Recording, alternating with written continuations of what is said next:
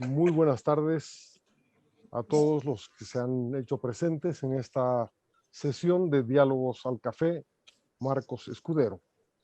Quiero agradecer especialmente a nuestros invitados de hoy día, Rubén Ferrufino, Bernarda Flores, y a los comentaristas que van a ser Jorge Rada y Rolando Garnica. El grupo Marcos Escudero es un grupo formado por varias personas de acá de Cochabamba. Entre ellos están aquí presentes Raúl Rivero, Pepe Orías, Juan Cristóbal Soruco, pero también pertenecen a este grupo Rudy Rivera y Eduardo Rodríguez Belcer. Nos reunimos con cierta frecuencia para discutir temas de la coyuntura y organizar una ampliación de nuestros debates a través de estos diálogos que realizamos todos los viernes a las 6 de la tarde. La idea de estos diálogos es motivar la reflexión, motivar el debate y involucrar a más personas en lo posible en un diálogo amplio, sincero, fundamentado, basado en datos y en información. De esa manera también rendimos homenaje a Marcos Escudero. Los que no conocen a este personaje, es un personaje cochabambino que se encuentra en varios momentos fundamentales de la vida cochabambina. Comenzando con el 14 de septiembre de 1810, él fue parte de la primera junta que se reúne para el autogobierno cochabambino, luego aparece en la Asamblea Deliberante que da lugar a la fundación de la República, es uno de los diputados de la Asamblea, y finalmente lo encontramos también como cancelario, como fundador y cancelario de la Universidad de San Simón. Les comentaba de Marcos Escudero, ¿no? Entonces lo encontramos finalmente como cancelario de la Universidad de San Simón. Y en su obra él despliega un compromiso vital por la democracia, por la división de poderes en la República. De hecho, fue él el que propuso la creación de la nominación, la organización republicana en la Asamblea Deliberante de 1825, con separación de poderes entre el judicial, el legislativo y el ejecutivo. Y lo más importante es que no lo van a encontrar ustedes en las calles o plazuelas de Cochabamba. De alguna manera fue olvidado, fue ignorado por la ciudadanía. Aparentemente esto se debe a que no tenía parientes que cultivaran su memoria, porque el hombre murió como cura abandonado en una parroquia de Sacaba.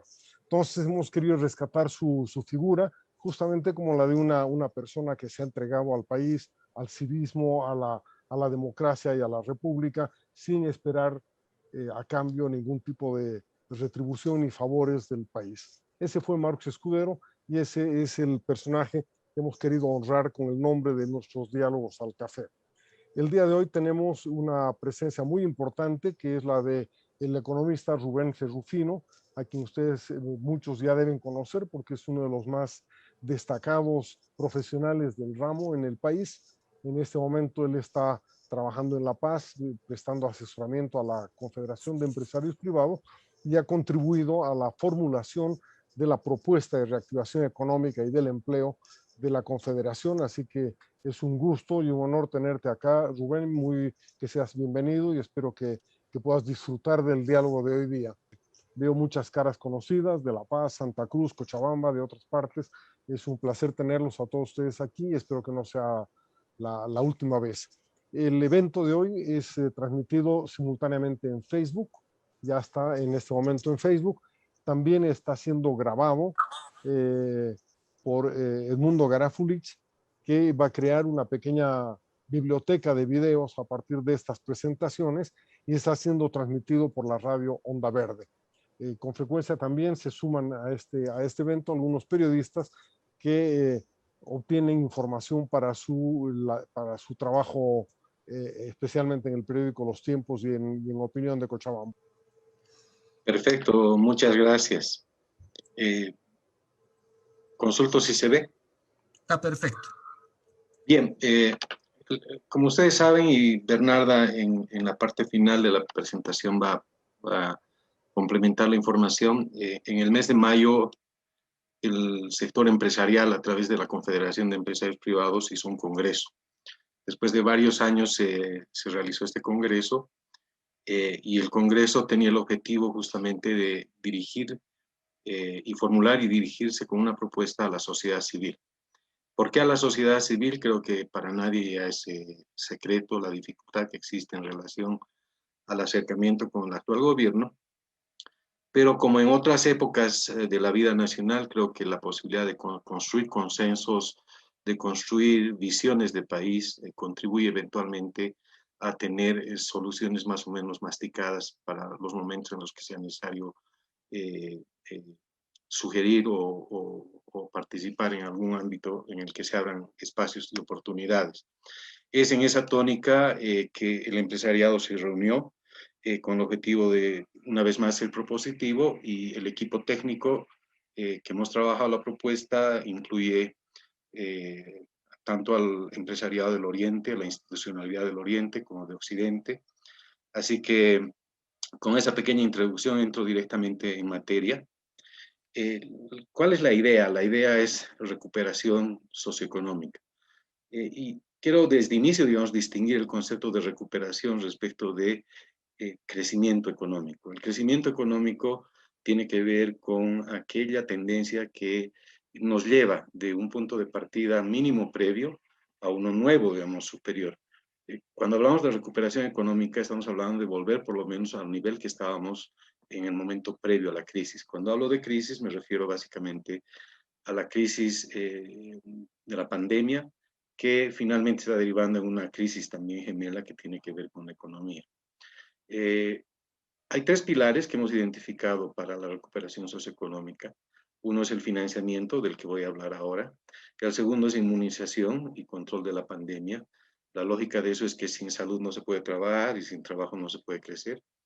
Y el tercero, donde va a ahondar Bernarda, tiene que ver con la protección social, ¿no? Empleo y básicamente transferencias a la población, pero en un esquema más focalizado, más sostenible. Lo que el país necesita, yo creo, y en una perspectiva de más allá de la crisis, es una red de protección social adecuada. Entonces, esos son los tres pilares sobre los cuales pensamos que se puede sustentar esta recuperación socioeconómica, ¿no? Entonces, el primer pilar, que tiene que ver con financiamiento, básicamente es referido a la inversión, ¿no? Y esa inversión que tiene como efecto final la recuperación de la producción. Este es un cuadro bien interesante, lo he puesto al principio. Lo que estamos viendo en el 2019 es el PIB nominal, 40.660 millones de dólares, con cifras al segundo trimestre del año 2020 y con la proyección del dato de cierre del Banco Central. Hemos calculado el año completo para el año 2020, y la caída que la ha hecho pública, es un dato del Banco Central de 8.4, nos lleva a un PIB de 37.245 millones de dólares. La recuperación de ahí, a partir de ese momento, tiene en perspectiva dos momentos, ¿no? Dos hitos, el 2021 y 2022. Hemos escuchado varias veces autoridades decirnos que en 2 años estaríamos posiblemente recuperando la economía para de ahí en adelante tener una tendencia de crecimiento más o menos sostenible. Ahora, el primer dato importante es que la caída del producto, cuando vemos la diferencia entre 40.660 y 37.245, esa caída son 3.415 millones de dólares de contracción en el producto en el año 2020. El presupuesto para el año 2021 contempla un crecimiento de 4.4, y con eso habríamos llegado a 38.000 millones, lo que no significaría haber recuperado todavía el nivel previo a la pandemia. Entonces, lo que necesitamos para el año 2022 es un crecimiento nuevo de 4.57 para llegar al nivel previo a la pandemia. Entonces, ahí hay un par de datos importantes para tener en cuenta. Primero, el tamaño de la caída, y segundo, la trayectoria de la recuperación, que implica esfuerzo por lo menos durante 2 años. La primera tasa seguramente no va a ser muy complicado de alcanzar en la medida que nuevamente el tema sanitario nos ayude y no haya mayores dificultades o peores situaciones como las que estamos viendo. Pero el segundo dato de crecimiento ya es más complejo. ¿Por qué? Porque el primero en cierta medida es un efecto estadístico de rebote, y el segundo, en cambio, ya es una trayectoria de esfuerzo distinto, digamos, que no refleja una comparación de un periodo de recuperación respecto de un periodo excepcionalmente bajo como ha sido el año 2020. Entonces, la idea es, ¿cuál es el reto de la recuperación? La idea es pasar de 37.000 millones del 2020 a los 40.660 en el 2022. Y si vemos la producción por el lado del gasto, ¿verdad? La producción depende de todos esos componentes que son consumo, inversión, gasto público y las exportaciones, menos las importaciones o el saldo comercial, ¿no? En la medida de que los términos al lado derecho de esta identidad se muevan hacia arriba, por supuesto lo que vamos a tener es mayor probabilidad de recuperar la producción. También podemos a partir de ello identificar cuál es la inversión necesaria o posible, considerando que hay una meta de producción o una meta de PIB, ¿no? Los términos de consumo, gasto público y exportaciones definen en qué medida, digamos, es posible recuperarse.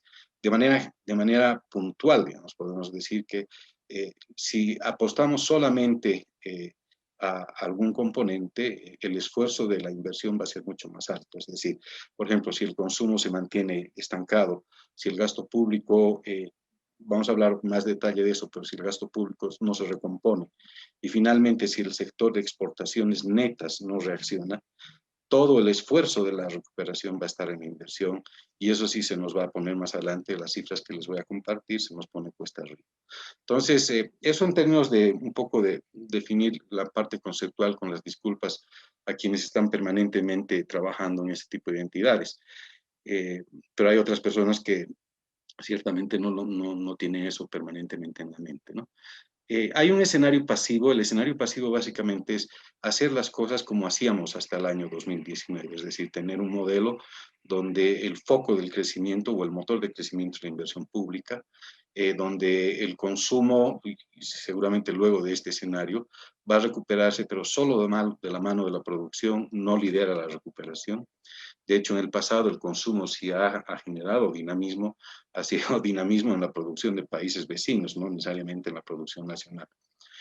Otro elemento tiene que ver con el sector externo, que en el escenario pasivo se mantiene con un elevado saldo comercial negativo. Vamos a ver cifras luego. Y el gasto de la administración pública mantiene su tendencia al alza, no se recompone. Y finalmente la inversión privada no es estimulada y se apuesta a la inversión pública sin fuentes claras de recursos. Este escenario pasivo, que es hacer las cosas como hacíamos hasta el año 2019, va a implicar un esfuerzo grande de inversión, ¿no? Si bien en el lado izquierdo están las cifras de inversión total pública y privada, que ya son cerradas. El 2020, digamos, un trimestre es proyección, pero por lo demás está cerrado. En el bloque del medio ya están las proyecciones 2021-2022, y al lado derecho está la suma 2021 más 2022. Entonces, entre ambos componentes, público y privado, se requeriría 15.930 millones de dólares de inversión. En el caso de la inversión pública se requeriría 8.671 millones y la inversión privada 7.259. Este escenario está manteniendo la estructura que teníamos del PIB por el lado del gasto, es decir, dentro de lo que es la formación bruta de capital, la participación en promedio que ha venido teniendo el sector público y el sector privado. Entonces, nuevamente, esto implica una cantidad de dificultades que están aquí de alguna manera reflejadas. Se requieren 15.000 millones, es un esfuerzo grande. La inversión pública es el único motor de recuperación, es poco probable un financiamiento de esa magnitud, y eventualmente eso también implica presión al endeudamiento público. El esfuerzo de inversión privada es muy elevado en relación a las posibilidades de financiamiento. Vamos a hablar del sistema financiero más adelante, y no se estimula el consumo. En serio, tiene un impacto en la producción muy bajo. Además, no hay una carencia, digamos, de impacto social, ¿no? En suma, este es un escenario difícil, es poco probable alcanzar con este esquema la recuperación que se plantea en los 2 años identificados. Hay un escenario activo, y aquí aparte la propuesta, digamos, donde deliberadamente se impulsa al sector externo. Hay que liberar las restricciones a las exportaciones, se modula las importaciones, básicamente racionalizando la importación de bienes de consumo. Mucho se habla de la sustitución de importaciones, pero creo que aquí el punto inicial, digamos, el punto de entrada de esto es sustituir los bienes de consumo, y gradualmente en el largo plazo se podrá lograr sustituir bienes de capital. pero en lo inmediato, digamos, es indispensable eso, lograr sustituir bienes de consumo. La papa peruana, la zanahoria peruana, ese tipo de cosas que las vemos diariamente.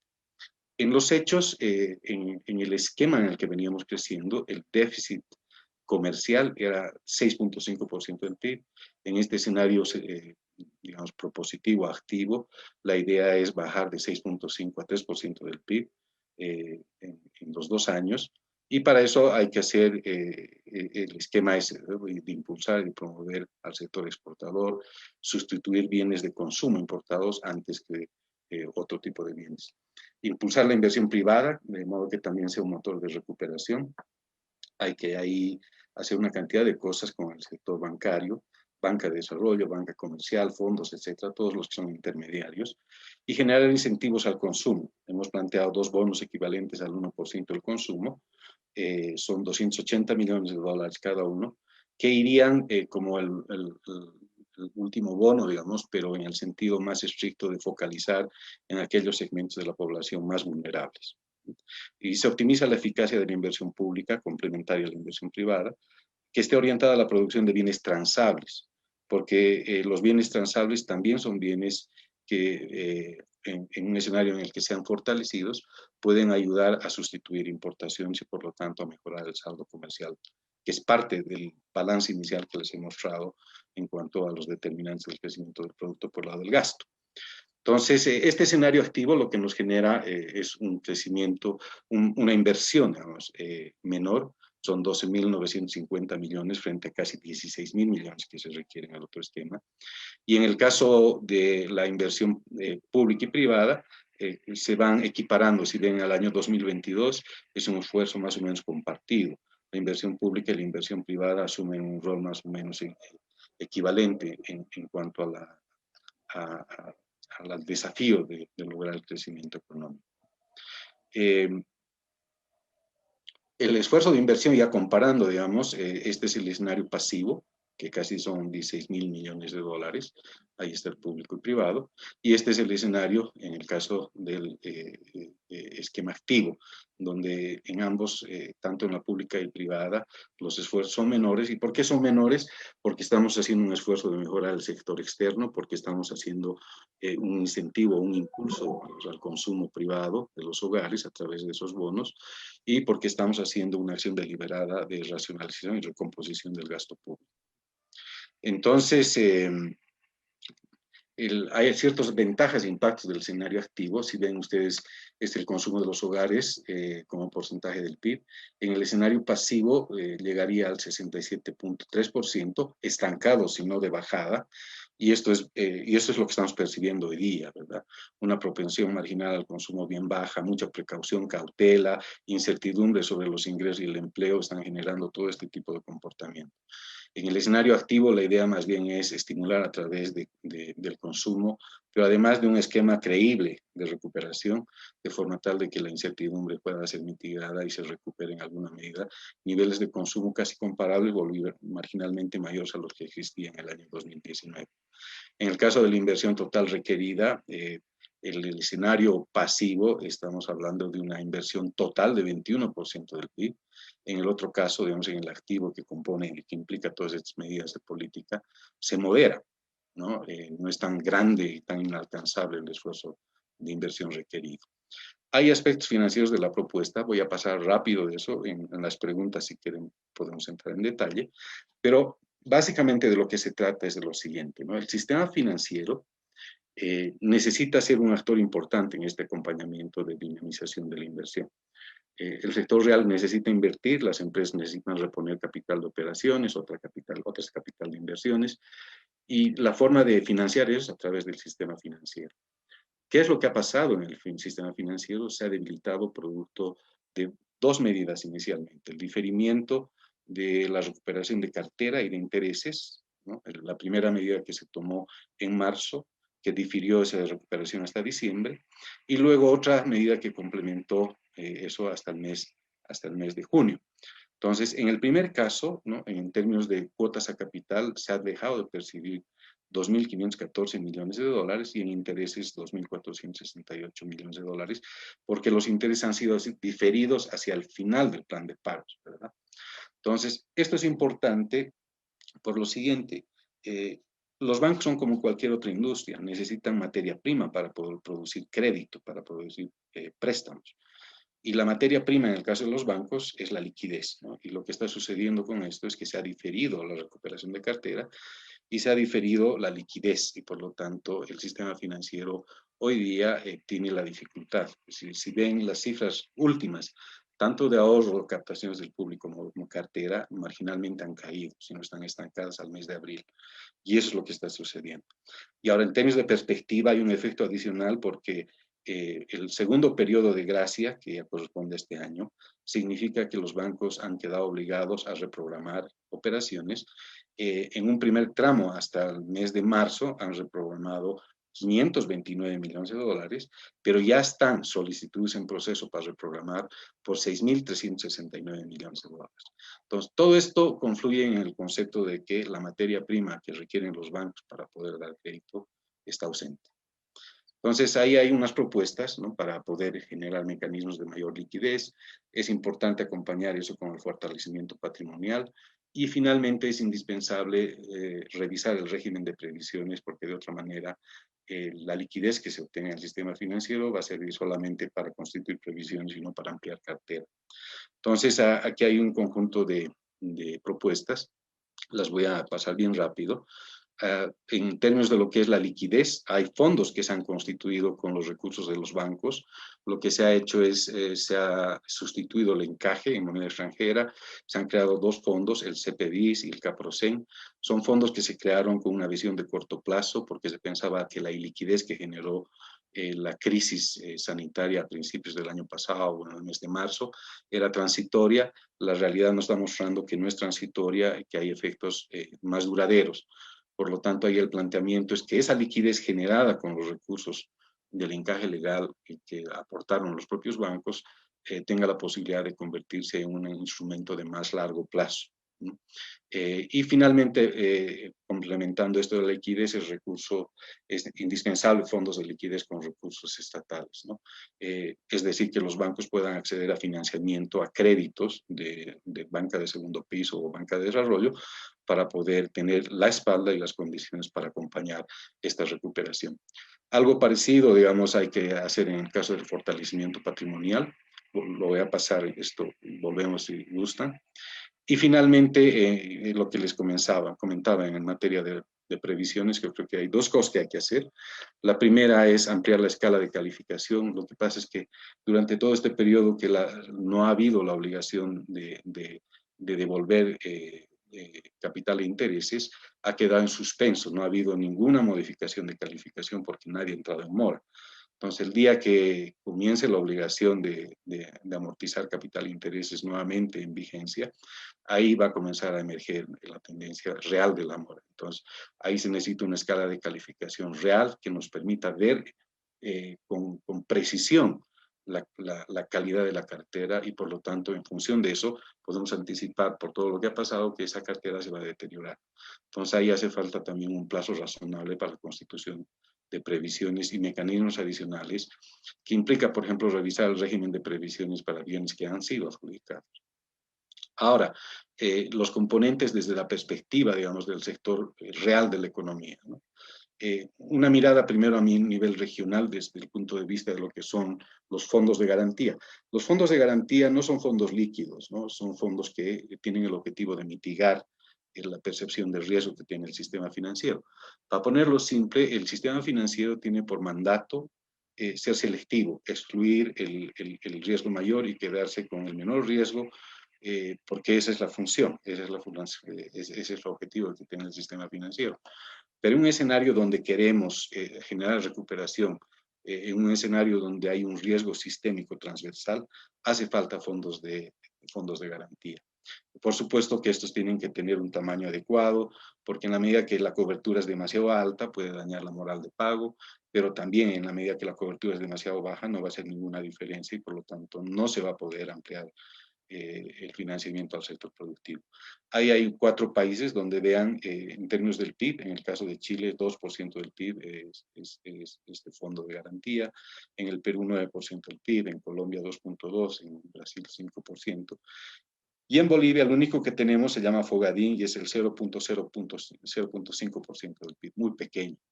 Entonces, ciertamente eso no nos ayuda, no es algo que haga diferencia sustantiva. El otro elemento, digamos, que tiene que ver con el sector empresarial, y es clave es que se necesita un régimen optativo para la reestructuración de empresas. Hoy día muchas empresas están con problemas de liquidez, pero hay otras que ya están con problemas de solvencia patrimonial. Ante eso, ¿no? Y dando, digamos, visualizando lo que es la solución a través del Código de Comercio, lo único que queda es la liquidación de la empresa y los acreedores tienen que hacer lo posible por recuperar sus acreencias, activando sus garantías y liquidando sus garantías. La idea es que eso no suceda, la idea es que tengamos un escenario donde de manera voluntaria tanto los acreedores como los deudores, en este caso las empresas, puedan sentarse, puedan conformar juntas de acreedores y a través de esas juntas de acreedores puedan ponerse de acuerdo en un esfuerzo adicional para tratar de reflotar la empresa. Esto tiene como objetivo preservar la empresa, preservar el empleo, preservar los trabajadores y preservar la producción. Entonces, yo creo que en un escenario donde se liquida la empresa, todos pierden.